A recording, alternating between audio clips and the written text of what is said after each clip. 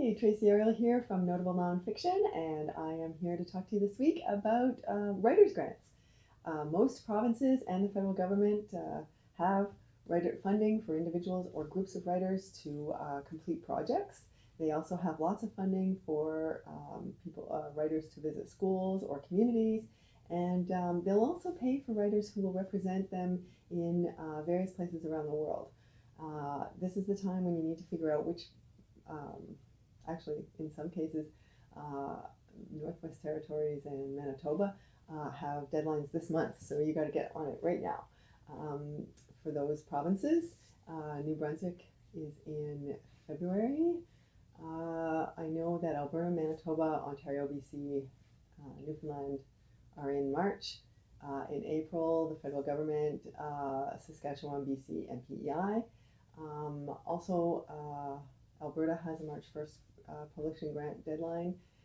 There's a really interesting grant this year, the Cultural Cooperation Grant between New Brunswick and Quebec. Actually, that's been on for a couple of years, and that has a deadline this year of April 20th. Indigenous artists can apply for grants at any time. Quebec artists can also apply for grants any time. And publishers have different deadlines than writers do. So basically, I'm here to encourage you to figure out what project you want to write a grant for and get your grant in.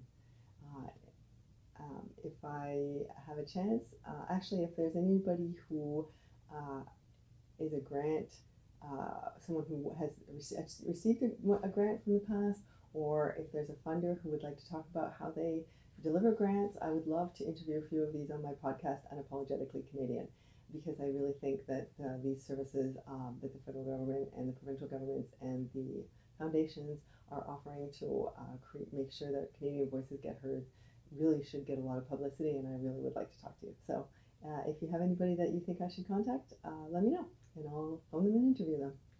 And other than that, I really hope that you have a wonderful week and working as a creative in Canada.